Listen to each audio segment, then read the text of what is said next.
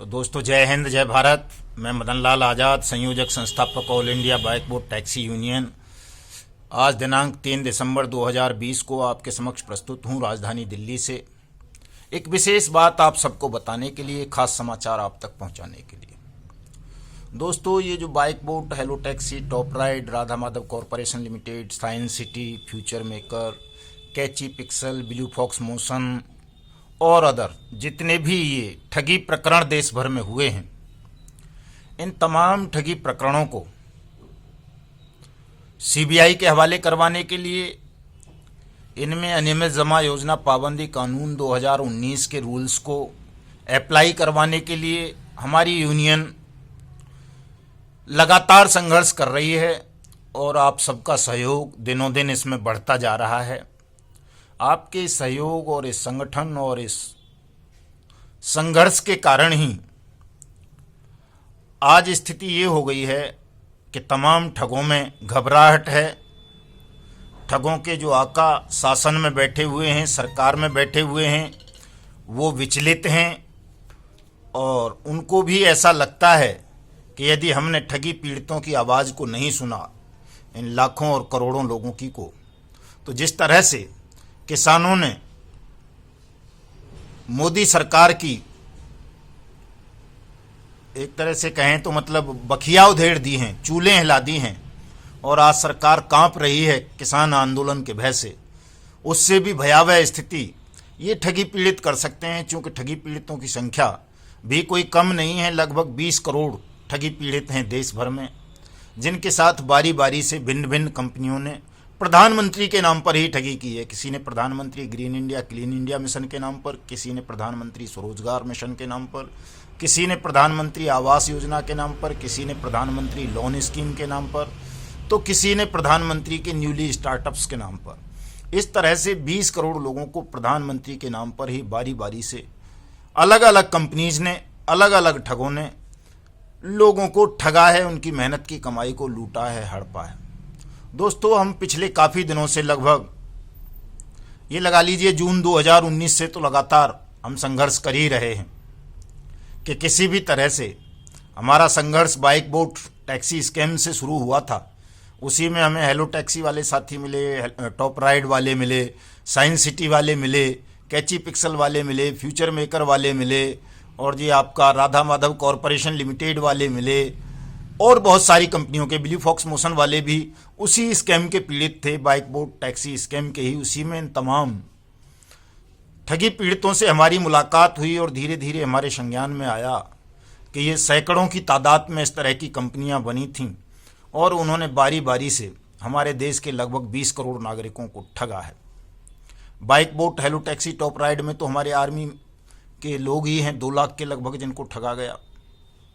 जब ये इतना बड़ा मामला विस्तार से हमारी समझ में आया तो हमें लगा कि एक कंपनी के लिए लड़ने से कोई लाभ नहीं होगा, तमाम कंपनीज के विक्टिम को इकट्ठा किया जाए और तमाम लोगों के लिए लड़ा जाए ताकि हम जल्दी से जल्दी इस लड़ाई को जीत सकें। और चूँकि 21 फरवरी 2019 को राष्ट्रपति ने अनियमित जमा योजना पाबंदी अध्यादेश को नोटिफाइड कर दिया था और उसको कानून में कन्वर्ट होना था। हमने उसकी मांग उठाई लगातार, तो जुलाई 2019 में वो कानून में भी कन्वर्ट हुआ और वो अध्यादेश की जगह अनियमित जमा योजना पाबंदी कानून 2019 बना।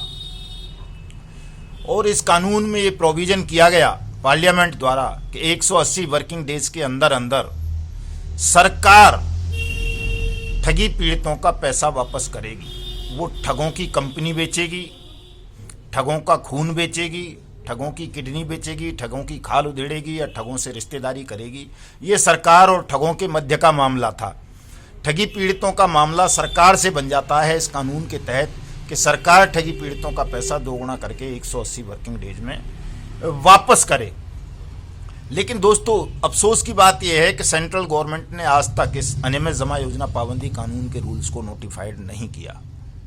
अब समय आ गया है कि सरकार को अनियमित जमा योजना पाबंदी कानून के रूल्स को नोटिफाइड करना पड़ेगा, नहीं तो किसान और ठगी पीड़ित मिलकर इस सरकार को सत्ता से उखाड़ फेंकेंगे। और सत्ता से उखड़ जाना किसी भी राजनीतिक दल को, किसी भी सत्ताधारी पार्टी को कभी मंजूर नहीं होता। अगर जनता, हमारे ठगी पीड़ित भाई बहन भी किसानों की तरह बृहद आंदोलन की तैयारी कर लें या इसी आंदोलन में कूद पड़े, वैसे हैं भी बहुत सारे हैं, हजारों की तादाद में, लाखों की तादाद में हमारे जो किसान भाई आंदोलन कर रहे हैं, उनमें से बहुत सारे ठगी पीड़ित भी हैं जिनसे हम लगातार संपर्क बनाए हुए हैं। और ये जो आने वाला 7 दिसंबर है, इससे हमारी all India bike board taxi union भी इस किसान आंदोलन में सम्मिलित हो जाएगी पूरी तरह से। वैसे तो अभी भी हम सहयोग कर ही रहे हैं, जैसा भी हमसे बन रहा है किसानों की बहबूदी के लिए, किसान आंदोलन को सफल बनाने के लिए हम लगातार मांग उठा रहे हैं, आवाज़ उठा रहे हैं और अब और तेज़ी से उठाएंगे और प्रयास करेंगे कि हमारा ये जो ठगी पीड़ितों का मुद्दा है, अनियमित जमा योजना पाबंदी कानून 2019 के रूल्स को नोटिफाइड कराने का, ये भी इसके साथ साथ ही सिरे चढ़ जाए, ताकि ये जो ठगी पीड़ित लोग अपने जीवन के सुख चैन से वंचित हो चुके हैं, अपनी मेहनत की कमाई को गंवा बैठे हैं, जल्दी से जल्दी सरकार इनकी मेहनत की कमाई की पाई को वापस करवाने की व्यवस्था करे। तो दोस्तों, मैं आपको बताना चाहता था कि कल जी न्यूज़ ने देश की बात कार्यक्रम में लगभग 15-20 minute bike board taxi scam पर खुलासा किया और जो मुकदमे हमारे दर्ज हुए हैं, जो जोगिंदर सिंह अवाना था एमएलए कांग्रेस का राजस्थान से भरतपुर से, उसको लेकर के उन्होंने विस्तृत रूप से जो है बात उठाई और संजय भाटी को लेकर के। तो ये एक अच्छी सूचना है। इस वीडियो संदेश की डिस्क्रिप्शन में मैं उस जी न्यूज़ के कार्यक्रम का लिंक देखूंगा, जिन साथियों ने नहीं देखा है वो देख सकते हैं। ये एक अच्छा समय आ गया है दोस्तों कि जिस तरह से भारतीय जनता पार्टी राजस्थान की इकाई ने उस जोगिंदर सिंह अवाना से इस्तीफे की मांग कर ली है, उसको गिरफ्तार करवाने की मांग कर ली है, बाइक बोट स्कैम में उसका नाम आ जाने के कारण, उसके खिलाफ मुकदमा दर्ज हो जाने के कारण। इसी तरह से दोस्तों, दिल्ली की जो एफआईआर है उसमें नितिन गडकरी केंद्रीय मंत्री का नाम है, जो भारतीय जनता पार्टी के पूर्व राष्ट्रीय अध्यक्ष हैं। तो अब कांग्रेस वालों को चाहिए कि वो नितिन गडकरी का इस्तीफा मांगें और नितिन गडकरी की गिरफ्तारी की मांग करें। चूंकि जब भारतीय जनता पार्टी ने वहां कर दिए तो यहाँ कांग्रेस वाले कर दें। उसी तरह से उत्तर प्रदेश के कई सारे मुकदमों में मायावती का नाम है, उनके भाई के आनंद का नाम है, और आपका क्या बोलते हैं, योगी आदित्यनाथ के एक वरिष्ठ नेता हैं हिंदू वाहिनी के, रिंकू मित्तल का नाम है, नदीम फारूक का नाम है, आपका क्या बोलते हैं, फिल्मी एक्टर मुकेश खन्ना का नाम है, रजा मुराद का नाम है, सनत जयसूर्या का नाम है, और जो भारतीय जनता पार्टी उद्योगपति सेल का नेता है बद्रीनाथ तिवारी, मास्टरमाइंड इन तमाम स्कैम्स का, उसके खिलाफ तो सैकड़ों एफआईआर में नाम है। तो अब शांत नहीं रहना चाहिए, कांग्रेस को भी बीजेपी के खिलाफ आवाज़ उठानी चाहिए और तमाम राजनीतिक दलों को उठानी चाहिए। वैसे तो चूंकि देश के 2 लाख सैनिकों को ठगा गया है, करोड़ों सामान्य नागरिकों को ठगा गया है, लेकिन चलो तमाम भी नहीं उठाते तो कम से कम आपस में भारतीय जनता पार्टी और कांग्रेस वाले तो उठाएं, कि वो उनकी उठाएं, वो इनकी उठाएं कि भाई तू भी काला हम भी काले, तू भी गंदा हम भी गंदे। तो दोनों मिलकर के एक दूसरे के खिलाफ आवाज़ उठाएं ताकि मामला जल्दी से जल्दी सीबीआई के हवाले हों, इनमें अनियमित जमा योजना पाबंदी कानून के रूल्स अप्लाई हों और तमाम लोगों को राहत मिले। हमारा आपका सबका यही उद्देश्य है और कोई उद्देश्य तो है नहीं। तो दोस्तों, ये अच्छा समय आ गया है। इस वक्त आप सबको पूरी ताकत के साथ, पूरी शक्ति के साथ, पूरी निर्भीकता के साथ अपनी आवाज़ को बुलंद करना है और कहीं भी कोई भी मोह ममता दया भाव किसी भी ठग के प्रति, किसी भी बेईमान अफसर के प्रति, बेईमान नेता के प्रति हमको नहीं रखना है। कल जो जी न्यूज़ ने प्रोग्राम दिखाया, हालांकि हम तो उसे सोशल मीडिया पे बहुत दिनों से वायरल कर रहे हैं, special CP Delhi police Sanjay Singh का नाम, डीआईजी मेरठ राम कुमार का नाम और तमाम तरह के जो सेक्रेटरी ट्रांसपोर्ट उत्तर प्रदेश का नाम और बहुत सारे ऑफिसर्स के नाम ले लेकर के हमने तो बाकायदा सेंट्रल विजिलेंस कमीशन में इंक्वायरी कमीशन गठन करने की भी मांग की है। गृह मंत्री को दिया है, प्रधानमंत्री को दिया है, सीबीआई डायरेक्टर को 3-3 बार हम मिलकर के दे चुके हैं ये चीज़ें। सुप्रीम कोर्ट हम चले गए हैं, हाई कोर्ट चले गए हैं इन तमाम चीज़ों को लेकर के। उसके बावजूद भी कहीं किसी के कान पर जूं नहीं रेंग रही थी। लेकिन कल जी न्यूज़ ने दोनों पुलिस ऑफिसर्स का, जो वरिष्ठ आईपीएस ऑफिसर हैं संजय सिंह दिल्ली पुलिस के स्पेशल कमिश्नर और आईजी राम कुमार मेरठ, दोनों का बाकायदा फोटो भी दिखाया, नाम भी बताया कि इन दोनों ऑफिसर्स की भी संलिप्तता के प्रमाण मिले हैं। तो दोस्तों, इसमें कोई सच नहीं है, झूठ नहीं है ये तमाम बातें सच हैं कि इन तमाम स्कैम्स में देश भर में कहीं एक शराब का पौवा भी बिकता है तो वो बिना पुलिस की, बिना प्रशासन की मिलीभगत के नहीं बिक सकता। कोई भी गैर कानूनी काम इतने बड़े पैमाने पर संगठित रूप से आपराधिक क्रियाकलाप चलते रहें, वो बिना प्रशासन की, बिना सरकार की मिलीभगत के कभी नहीं हो सकते। ये तो तय है। इसलिए ये कोई झूठी बातें नहीं है कि जी कोई राम कुमार को बदनाम कर रहे हैं हम, या संजय सिंह को, या नितिन गडकरी को, या जोगिंदर अवाना को, या नदीम श्रवण को, या मुकेश खन्ना को, या किसी और को। इन तमाम लोगों की इन्वॉल्वमेंट इन तमाम ठगी स्कैम्स में रही है। जैसे राधा माधव कॉरपोरेशन लिमिटेड का मामला है, उसमें तो स्वयं प्रधानमंत्री का और उसका रामविलास पासवान का, खाद्य मंत्री का फोटो छाप करके ठगी होती रही। बाइक बोट में इसका क्या बोलते हैं, अपना नितिन गडकरी का फोटो छाप के ठगी होती रही। इसी तरह से वो गोबे इंडिया है, उसमें सीधे सीधे प्रधानमंत्री का फोटो छाप के green India, clean India mission का नाम लेकर के ठगी होती रही। इस तरह के तमाम है। कैची पिक्सल में प्रधानमंत्री का नाम छापा गया, साइंस सिटी में प्रधानमंत्री आवास योजना का नाम लिया गया, फ्यूचर मेकर में जो राधेश्याम था वो भारतीय जनता पार्टी का बड़ा नेता था, हरियाणा का ह्यूमन राइट कमीशन का चेयरमैन भी बना रखा था उसे भारतीय जनता पार्टी ने। तो इस तरह के तमाम ठग, उनके कहीं ना कहीं संबंध बहुजन समाज पार्टी, कांग्रेस, भारतीय जनता पार्टी या अन्य राजनीतिक दलों के साथ रहे हैं।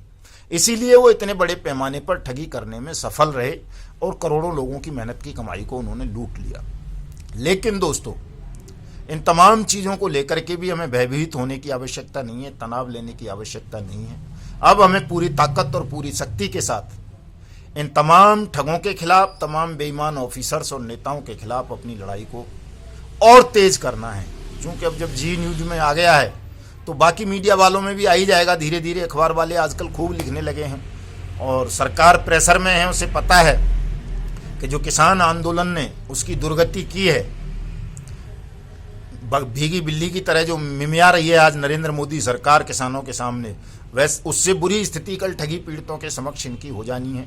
चूँकि हमने भी 26 जनवरी 2021 की डेडलाइन मोदी सरकार को दे रखी है कि यदि 26 जनवरी 2021 से पूर्व आपने अनियमित जमा योजना पाबंदी कानून के रूल्स को नोटिफाइड नहीं किया तो ठगमुक्त बेईमान रहित निर्माण अभियान के तहत all India bike boat taxi union Modi सरकार के खिलाफ पूरे देश भर में एक ऐसा अभिनव जबरदस्त आंदोलन चलाएगी कि सरकार को उखाड़ करके ही फेंक देंगे। फिर हम ज़्यादा कोई वार्ता नहीं करेंगे इनसे। 26 जनवरी 2021 तक का समय है, ये स्वतः संज्ञान लें और इस कानून को नोटिफाइड करें, तमाम लोगों का पैसा दिलवाने की प्रक्रिया शुरू करें। अगर सरकार ने ये नहीं किया, अपनी हठधर्मिता से सरकार नहीं बाज आई, उसने ठगी पीड़ितों को न्याय नहीं दिया, तो हम भी इस सरकार के खिलाफ सड़कों पर उतरेंगे और इसको आबद्ध कर देंगे इस कानून को लागू कराने के लिए। दोस्तों, 7 दिसंबर से हम किसान आंदोलन में सम्मिलित होंगे भौतिक रूप से भी। उसमें जिन साथियों के पास भी वक्त हो वो किसान आंदोलन में सहयोग करें। तमाम लोग अपने इस आंदोलन को, हमारे को तो अभी हमने सोशल मीडिया पर ही चलाना है 26 जनवरी तक। जिन लोगों ने अभी तक अपनी शिकायत दर्ज नहीं कराई हैं वो तमाम लोग अपनी शिकायतें दर्ज करा लें। चूँकि अब इन ठगी प्रकरणों का पैसा ठगों से वापस नहीं होना है, बल्कि सरकार ने इन ठगों की प्रॉपर्टीज सीज करनी आरंभ कर दी हैं। तो अब सरकार की कोई एजेंसी चाहे सेबी दे या कोई आर्बिट्रेटर नियुक्त करे हाई कोर्ट या सुप्रीम कोर्ट, तभी आप सबका पैसा उस एजेंसी के थ्रू ही वापस मिलना है। इसलिए आप तमाम लोग अपनी शिकायत अवश्य दर्ज करा दें। जिन साथियों के पास समय ना हो, ज़्यादा पैसा ना हो वकील हायर करने के लिए, वो साथी हमारी all India bike boat taxi union के थ्रू अपनी शिकायत दर्ज करा सकते हैं। हमें अपना ब्यौरा शिकायत व्हाट्सएप पर, ईमेल पर, डाक द्वारा, SMS द्वारा, फ़ोन कॉल द्वारा, जैसे भी हो वैसे बता दें। आपका क्लेम हम सेबी और हाई कोर्ट में दाखिल कर देंगे। 7 दिसंबर को high court bike boat taxi scam पर सुनवाई कर रहा है।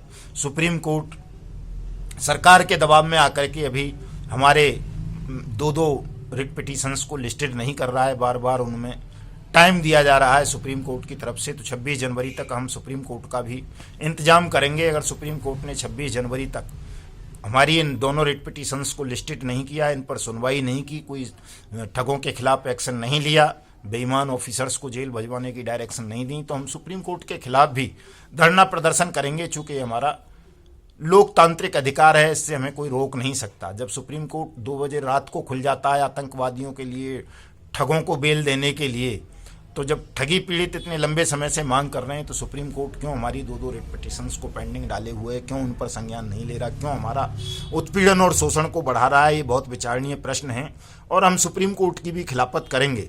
वैसे मैं जानता हूं कि सुप्रीम कोर्ट और हाई कोर्ट भी सरकार के और ठगों के बहुत ज़्यादा दबाव में है, लेकिन हम तो पक्ष में खड़े हैं ना सुप्रीम कोर्ट और हाई कोर्ट के में।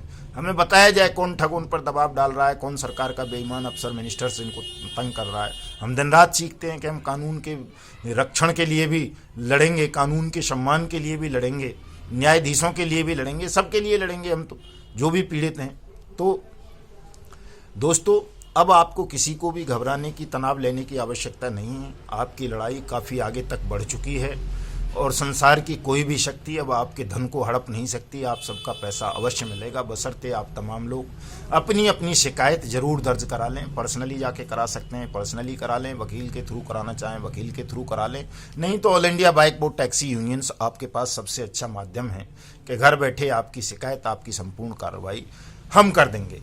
और ये जो मेल हम भिजवा रहे हैं, ड्राफ्ट बना के दे रहे हैं, ये तमाम लोग अपने मेल भेजते रहेंगे प्रधानमंत्री को, अपने स्टेट के चीफ मिनिस्टर्स को, डीजीपी को, एसएसपीज को, डीसी को और कंसर्न अथॉरिटीज़ को, और सेबी को भी साथ में, क्योंकि अब सेबी ने ही इन स्कैम्स में आपका पैसा वापस करना है। चूँकि जैसा बाइक बोट में देखा, राधा माधव में है, साइंस सिटी में है, साइंस सिटी वाला तो राशिद नसीम बैठा ही विदेश में है, कैची फिक्सल में है, ब्लू फॉक्स मोशन में है, और जितने भी स्कैम्स हैं तमाम में सेबी को ही ये पैसा वापस करना पड़ेगा, क्योंकि इन ठगों ने आपसे ठगी हुई रकम को विदेशों में इन्वेस्ट किया है और विदेशों में किसी भी प्रॉपर्टी को सीज और नीलाम करने का अधिकार केवल और केवल सेबी के पास होता है। जब भी दे सुप्रीम कोर्ट और हाई कोर्ट सेबी को ही आदेश करेंगे, इसमें आदेश होना है और सीबीआई जांच भी होनी है। वैसे तो मोदी सरकार को चाहिए कि अपनी चीचा लेदर से बचने के लिए, अपनी और दुर्गति ना करवानी चाहते हो तो जल्दी से जल्दी इन तमाम ठगी प्रकरणों को सीबीआई के हवाले करें और अनियमित जमा योजना पाबंदी कानून 2019 के रूल्स को नोटिफाइड करके जल्दी से जल्दी ठगी पीड़ितों को न्याय उपलब्ध कराएं। इसी में मोदी सरकार की भलाई है, वरना आने वाला समय इनके लिए काफ़ी खतरनाक हो सकता है, भयावह हो सकता है। दोस्तों, तमाम लोग इस YouTube चैनल को सब्सक्राइब करेंगे, हमारे ट्विटर हैंडल को फॉलो करेंगे, फेसबुक पर जाएंगे। आज रात को 8:30 बजे से 10 बजे तक मैं आप सबके सवालों का जवाब देने के लिए फेसबुक पर उपलब्ध रहूँगा। आप सबका स्वागत है। जय हिंद, जय भारत।